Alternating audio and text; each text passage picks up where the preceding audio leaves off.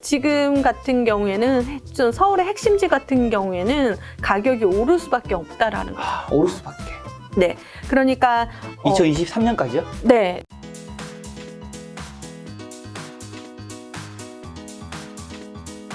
그동안 어떻게 지내셨어요? 예, 김작가 TV에 저번에 나와서 네. 대한민국 재건축 재개발 지도, 뭐 그 책은 베스트셀러까지. 종합 베스트셀러 1위 네, 찍으셨잖아요. 네, 부동산 책으로 오랜만에 이제 종합 베스트셀러로 됐는데 네. 그게 참 신기하더라고요. 어떻게 이게 베스트셀러가 됐지? 저도 신기하더라고요. 야, 부동산에서 특히 재개발이란 그 영역이 딱 정해져 있는데도 1위진으로. 네, 그래서 저는 이게 어떤 의미로 받아들여야 될까라는 네. 생각을 했을 때, 많은 사람이 주택 구매에 대해서 예전에는 그냥 단순하게 생각했지만 다양한 방법에 대해서 고민하고 있구나. 네. 그것을 느꼈습니다. 그렇죠. 요즘 많은 분들이 고민이 많으실 텐데 네네네. 최근에 서울, 경기 좀 부동산 시장 좀 어떤가요? 지금 부동산 시장에서 네. 올해 이제 하도였던 네. 여러 가지 사건 사고가 되게 많았어요. 네. 뭐 우리가 알고 있는 LH, 뭐 대장지구, 뭐 부동산에 관련된 것들에 대해서 많이 됐지만 네.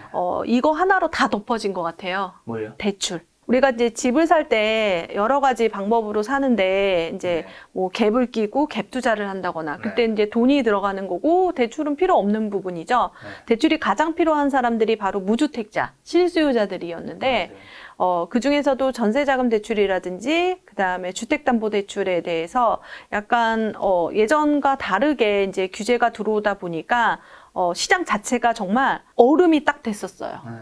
그러고 나서 누군가 땡을 해줬는데도 그 얼음이 계속 진행을 하고 있다 보니까 지금 전체적으로 뭐 수도권 시장에서는 거래 자체가 별로 정말 없다면서요? 없죠. 원래 없었는데 더 없어지는 거죠. 원래 없었던 거는 그 전에 이제 많이 손바뀜도 일어난 것도 있지만 지금 가장 문제가 뭐냐면은 물건 자체에서 나오는 기존의 주택에서 이제 소유자에서 나오는데 네. 다주택자들이 이제 물건이 안 나오다 보니까 사실 세금이라든지 이런 네. 부분 때문에 그리고 뭐 임대사업자 물건 뭐 이런 쪽으로 있기 때문에 사실 시장에서 나올 물건들이 되게 한정적이었는데 그 와중에서도 대출 규제 때문에 더 한정적으로 되다 보니까 거래가 거의 가뭄에 콩나듯이 나고 지금 또 뉴스에서 계속해서 떨어진다는 기사를 맞아요. 보면 그 기사들 굉장히 많이 나오잖아요. 네, 실수요자들은 움직이질 않거든요.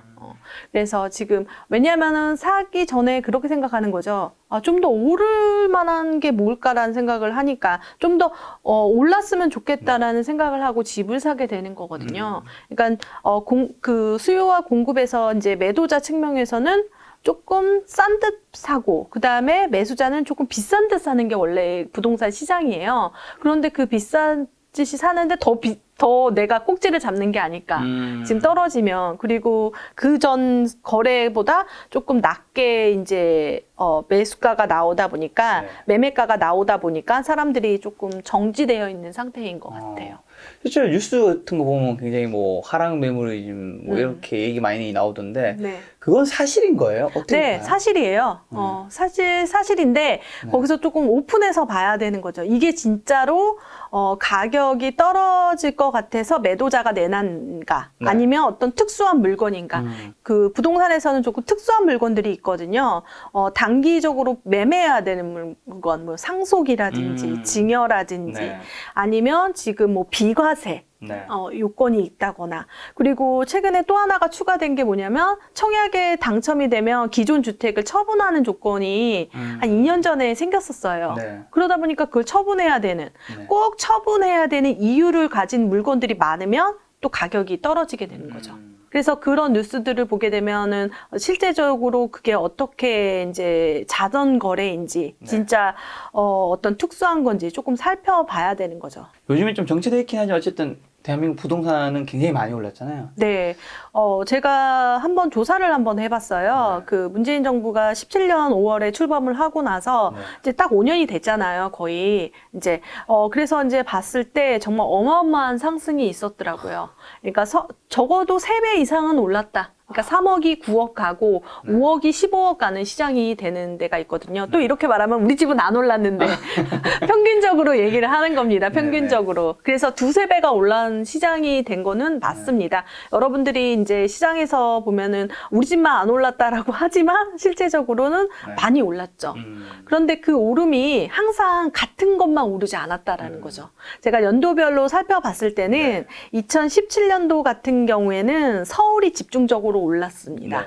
제가 생각하는 기준은 어떻게 되냐면 1년 동안 가장 많이 오르는 곳에 10개 시군구를 이제 리스트업을 한번 해봤었거든요. 그랬더니 그 리스트업을 하고 거기 안에 공통적인 키워드를 뽑아내봤어요. 그래서 2017년도에는 서울이었어요. 무조건 1등부터 10등까지. 그리고 그 다음에 이제 대부분 서울이 많이 올랐으니까 바로 서울세권이라고 표현하는데요. 서울하고 딱 붙어 있는 곳 어딜까요? 분당구, 그다음에 광명 이런 데가 올랐습니다. 그러다 보니까 우리가 알고 있는 투기가열식으로 지정이 되는 효과가 됐고요. 그다음에 그 다음에도 사실 서울도 올랐지만 그때는 한번 쉬어가는 타이밍이었어요. 그러니까 많이 계속 쭉 올랐다 생각하지만 중간에 한번 쉬어가는 타이밍이 항상 있거든요. 그때는 이제 대전이 조금 많이 올랐었고요. 그러다가 대전이 오르고 나서 그 다음에 같은 경우에는 조정 대상, 규제 지역 막 이러면서 사실 해운대구, 부산이 또 많이 올랐습니다. 부산이 많이 오르고 그 다음에 세종이 정말 많이 올랐습니다. 지금 세종 많이 떨어진다고 하잖아요. 많이 오르면 떨어지는 것 같아요. 그러니까 어떤 얘기냐면 부동산이 하염없이 오르진 않아요. 항상 너무 과도하게 오르다 보면 숨고르기 장이라고 해요. 그런 거를 숨고르기 장을 한번 겪고 나서 그리고 또 그 와중에 숨고르기 장이면서 거기에 뭐 입주 물량이 조금 많다거나 이러면 더 많이 떨어지는 효과를 보이거든요. 그래서 지금 세종 같은 경우에는 너무 많이 오른 거, 그 다음에 입주 물량 요거가 있고, 근데 사실 세종이 많이 올랐던 것을 생각하면 어떤 특수한 요건이 있었어요. 어떤 거냐면 뭐 정치적인 게 많았었죠. 국회를 옮긴다. 그렇죠. 그런 것들이 사실 가시화되지 그러니까 말은 나왔지만 정말 가시화되지 않았기 때문에 또 한 번 이제 주춤을 했던 거죠. 근데 이제 또 그게 또 한 번 또 오르면 또 오를 시장이라고 생각을 하는데 사실 부동산이라는 게 쭉 올랐다고 너무 많이 올랐다고 얘기하잖아요. 한 번 숨고르기 했습니다. 사실은. 그리고 나서 올해 이제 보면은 서울은 많이 안 올랐고요. 사실 더 외곽, 그러니까 오산이라든지 동두천, 평택 이런 곳들이 되게 많이 올랐거든요. 그래서 사실 부동산은 저는 그 지역마다 하나의 강이라고 생각하는데요. 흘러가는 거예요. 서울이 올라가면 서울 옆에 있는 거 오르고 그 다음에 바로 옆에 오르고 이런 식으로 순환 구조로 계속 가는 거고 부동산은 한 번 오르면 사실 조금 길게 가는 성격이 있습니다. 길게 가는데 거기서 약간의 장치가 들어가죠. 나라에서 규제.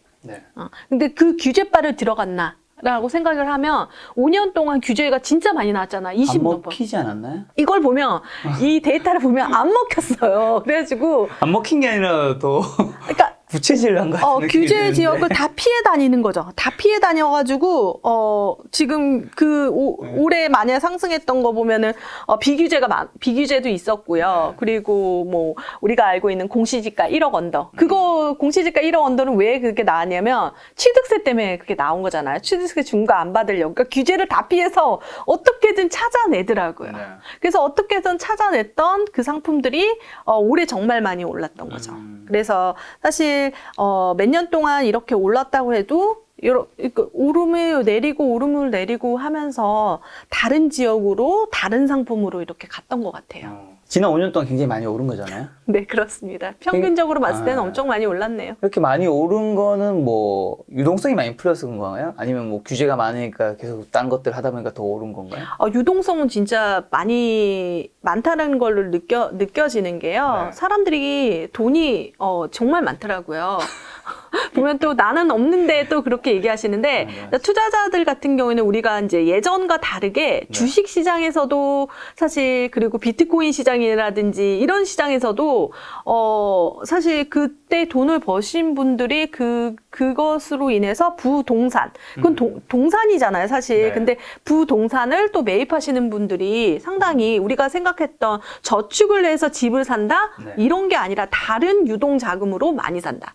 그 중에서도 그런 것도 있지만 대출이라는 것들을 일으켜서 또 사기도 하고 그랬죠. 그래서 이제 그 유동성가 엄청 풍부했다라는 걸 더 느껴지고요. 그 다음에 예전과 다르게 많은 사람들이 부동산에 대해서 공부를 하고 이렇다 보니까 사실 부동산의 대원칙, 소유와 공급 그걸 빼놓을 수가 없잖아요. 수요 공급을 봤을 때 이렇게 공급이 없어? 이렇게 생각이 드는 거죠.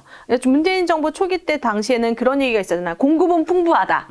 그렇지만 사람들이 이제 알았죠. 수치적으로 봤을 때.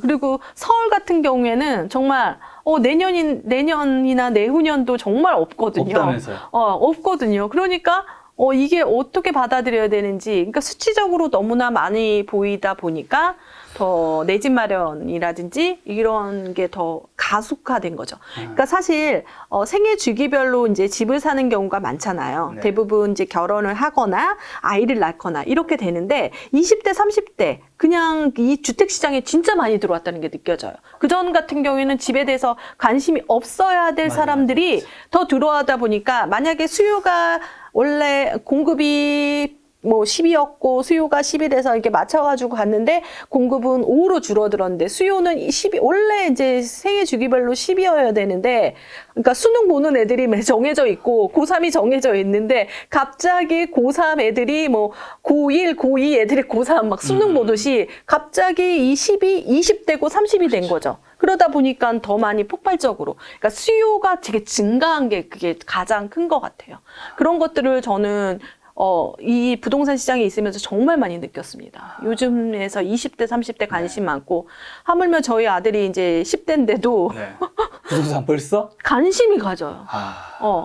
왜냐면은 뭐 그때 예전에 그 기안84 네네. 그 웹툰에서 청약 대전이라는 그 만화가 있는데 정말 리얼하게 했더라고요. 저 아파트를 갖기 위해선 사다리를 타고 올라야 됩니다. 떨어지면 죽습니다. 막 이런 거였는데 정말 그런 걸 보면서 아이들도 자체적으로 집을 마련하는 게 내가 어렵다라는 것을 머릿속에 생각을 하게 되는 거죠. 지금 전체적으로 그런 분위기가 잡혀졌던 게 조금 어떻게 보면 사회적인 분위기 그런 것도 포함된 것 같아요. 수요는 늘어났고 공급은 별로 없었고. 네. 자, 가장 중요한 건 이제 뭐 요 질문을 위해서 네. 이제 IMP님을 섭외 아이고. 초대를 한 건데 네. 내년은 어떻게 네. 보고 계세요? 내년은 저는 이제 부동산 시장에서는 뭐 네. 4년 뒤에 일 알려달라고 그러고 그러는데 내년은 근데 좀 나와요.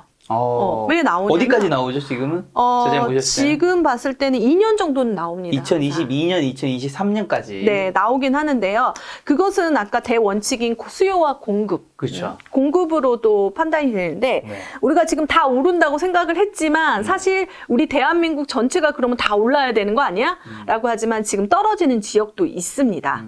그 이유를 조금 여러분들이 파악을 해야 되는 거죠. 예전에도 부산도 떨어진 적이 있었거든요. 조정 대상 지역되고 나서 떨어지고 조정대에 풀리니까 바로 올랐죠.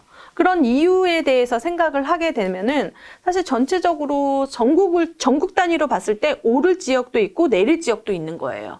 그래서 그거를 또 따져봐야 되고 그리고 우리나라 같은 경우에는 네. 전세라는 제도가 있기 때문에 전세가율이라든지 그런 것들이 이제 전세 물량이 줄어든다거나 이런 것들도 집값에 영향을 되게 많이 미치죠. 왜냐면 전세를 못 구하면 집을 사게 되는 거고 전세를 못 구하면 월세가 가는 거고 이런 식으로 가기 때문에 전체적으로 내년 같은 경우에는 수도권 같은 경우에는 조금 입주 물량이 없습니다. 없기 때문에 또 하나 집값이 오를 수 있는 요인이 하나 생겼고요. 네. 그 다음에 두 번째로는 아까 전세에 대해서 얘기를 해드렸잖아요. 전세 같은 경우에는 지금 우리가 이제 뒤틀려져 버렸어요. 옛날 같은 경우에는 2년마다 이제 입주 물량을 보고 따닥따닥 이렇게 2년 단위로 이제 투자를 이제 하거나 아니면 집을 사거나 집을 팔거나 이러지만 지금 제도가 바뀌어서 계약갱신 청구권이라고 해서 4년이 되잖아요. 근데 그게 시작된 게 이제 2010년 8월이었잖아요. 그러니까 2년이 지나서 이제 내년 8월에 이제 도래가 되는 거죠. 한 번 계약갱신권을 쓴 사람이 이제 8월 달에 만약에 썼던 사람은 이제 집을 옮기거나 재계약을 하게 되는 거죠. 그것 때문에 아파트 단지 안에서도 전세 가격이 엄청 차이가 난다면서요? 장난 아니에요. 그러면 사실 단점이 두 가지인 거죠. 집주인은 높은 것만 보이는 거죠. 야, 나 이만큼인데, 아씨, 올려야지. 집주인 입장에서 당연한 거죠. 그러고 세입자 입장은 딱 봤을 때, 이렇게 낮은 것도 있어? 이렇게 생각할 수도 있는 거죠. 하지만 또 반대편에서 요거 같은 경우를 현장에서 요 가격, 밑에 있는 가격 물어보면 사실 계약갱신 청구권이라든지 임대사업자 물건이기 때문에 네. 나에게 돌아오기가 힘든 거예요. 네. 그래서 그런 것들이 되게 힘든 거죠. 그래서 이사를 가야 될까 하고 돌아봤더니 사실 입주 물량도 없고 서울을 얘기를 하는 겁니다. 그리고 다른 곳을 갔더니 전셋값이 되게 많이 올랐어요. 사실 진짜 많이 오르긴 했더라고요. 전셋값이. 없다 보니까 더 오르기도 하고 그런데 그 없다라고 우리 집은 많은데 딱 생각할 수도 있죠. 네. 우리 동네는. 근데 남들이 살고 원하는 그곳은 조금 없다라는 거죠. 그래서 약간 다르다라는 거죠. 부익부 빈익빈으로 되지만 지금 같은 경우에는 서울의 핵심지 같은 경우에는 가격이 오를 수밖에 없다라는 거죠. 오를 수밖에. 네. 그러니까 2023년까지요? 네, 전체적으로. 근데 2023년도에 여러분들이 생각할 때 없다라고 하지만 네. 사실 지금 재건축 재개발에서 분양을 안 한 게 하나 있어요. 둔촌주공. 네네. 근데 둔촌주공이 원래 계획상은 2023년 8월에 입주해요. 근데 이게 미뤄질 수도 있고 앞당겨지진 않습니다. 미뤄지는 거죠. 그러다 보니까 사실 수치적으로 안 나온 것도 있어요. 네. 그렇지만 둔촌중구 같은 경우는 만세대이기 때문에 정말 숨통을 트일 만한 물량이거든요, 사실은. 그래서 그걸로 인해서 좌지우지 될 수 있다. 그러니까 내년에 이제 2월 달 같은 경우에 입주 분양을 한다고 그러는데 그것도 취소될 얘기를 하더라고요. 그럼 지금 전체적으로 이게 이제 2023년 전후 하반기까지 이제 미뤄진다고 하면은 그때까지는 조금 숨통이 안 트이는 거죠. 전체적으로 서울 같은 경우에는. 그래서 핵심 입지잖아요. 네. 또 둔촌주공 입지가. 그러다 보니까 핵심 입지 같은 경우는 가격이 오르거나 그리고 전세가도 오를 수밖에 없는 거죠. 그래서 전체적으로는 아닌 것 같아요. 그리고 노원구 노도강이라고 그래서 네. 노원구, 도봉구, 강북구 같은 경우 그러니까 동부권 라인 있잖아요. 여러분들이 이제 분석을 하실 때는 조금 서울을 이렇게 4등분해서 보는 게 제일 좋습니다. 네. 동남권. 옛날 그거 같은데. 그렇네요. 동남권, 강남권이라고 생각하고요. 왜냐면 여러분, 여기 강서구 살다가 강남으로 이사 가기 좀 힘들잖아요. 좀 그렇죠, 멀고, 그렇죠. 비싸기도 하지만, 그렇게 되는 거죠. 그리고 동부권, 서남권, 서부권, 이렇게 조금 보는 게 제일 편합니다. 그래서 우리가 이제 집을 이사를 하거나 아무리 그래도 그쪽 라인으로 움직이게 되는 거죠. 네. 그래서 지금 말했던 동부권 같은 경우에는 노도강이라고 얘기를 하는데요. 그쪽 같은 경우에는 2년 동안 되게 많이 올랐어요. 네. 노원구 같은 경우에는. 네. 그런 곳은 조금 한번 쉬어가는 타이밍이 되지 않을까. 그런 생각이 들고요. 그렇지만 여기서 또 양녕 같은 재건축 재개발이 또 기름을 부은다면 또 달라지는 시장입니다. 저는 지금 예상되는 일이고 어떤 변수를 체크하지 않은 거예요. 그래서 IMP님 틀렸다 이렇게 생각할 수도 있지만 네. 여기서 변수가 또 있어요. 정책이라든지 이런 것들이 변수죠. 이번에 내년에 이제 대선이 들어가는데 제가 대선 후보의 부동산 정책을 되게 많이 보고 네. 제가 모신 대통령님이 모신? 모신 그러니까 부동산을 하면서 만나본 대통령님이 한 5명이 되는 거죠. 노무현 대통령님, 그다음에 이명박, 박근혜, 문재인, 그다음에 이번이 이제 되는 거잖아요. 그러니까 다 겪었어요, 저는. 네. 그래가지고 이분이 처음에 말했던 것들이 어떻게 이루어졌는지를 이제 파악을 하는 거죠, 사실은. 그래서 이번에 이제 아직까지는 가시화되진 않았지만 어떤 공급의 시그널이 이제 있겠죠. 네.